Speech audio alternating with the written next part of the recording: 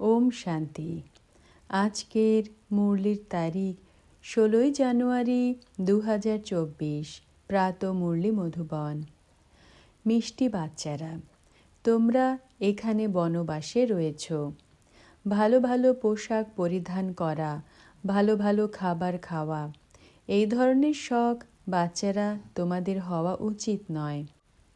ঈশ্বরীয় পড়াশোনা আর ক্যারেক্টারের ওপরে সম্পূর্ণ নজর দিতে হবে। প্রশ্ন: জ্ঞান রত্নে সর্বদা ভরপুর থাকার সাধন কি? উত্তর: দান। যত অন্যকে দান করবে ততই নিজে ভরপুর থাকবে। বুদ্ধিমান সেই যে নিজে শুনে ধারণ করবে, তারপর অন্যদের দান করবে। বুদ্ধিরূপী ঝুলিতে যদি ছিদ্র থাকে তাহলে বেরিয়ে চলে যাবে, ধারণা হবে না। তাই নিয়ম করে এই পড়া পড়তে হবে। 5 বিকার থেকে দূরে থাকতে হবে, রূপ বসন্ত হতে হবে। ধারণার জন্য মুখ্য সার। প্রথম পয়েন্ট: রূপ বসন্ত হয়ে নিজের বুদ্ধিরূপী ঝুলি সর্বদা অবিনাশী জ্ঞান রত্নে ভরপুর রাখতে হবে। এই বুদ্ধিরূপী ঝুলিতে যেন কোনো ছিদ্র না হয়। জ্ঞান রত্ন ধারণ করে অন্যকে তার দান করতে হবে।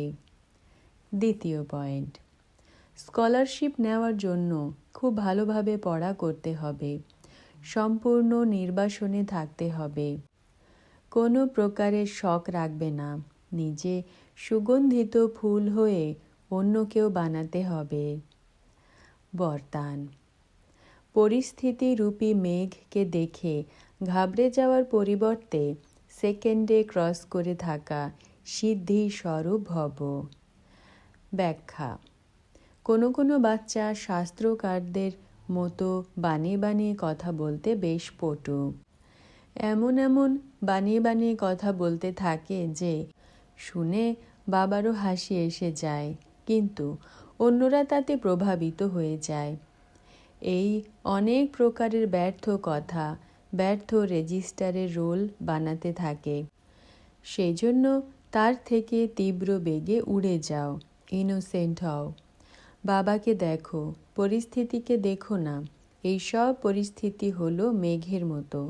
এগুলোকে সেকেন্ডে ক্রস করবার বিধির দ্বারা সিদ্ধি স্বরূপ হও। স্লোগান: যে কোনো বিষয়ে কোয়েশ্চেন মার্ক তোলা, অর্থাৎ ব্যর্থের খাতার সূত্রপাত হওয়া। ওম শান্তি।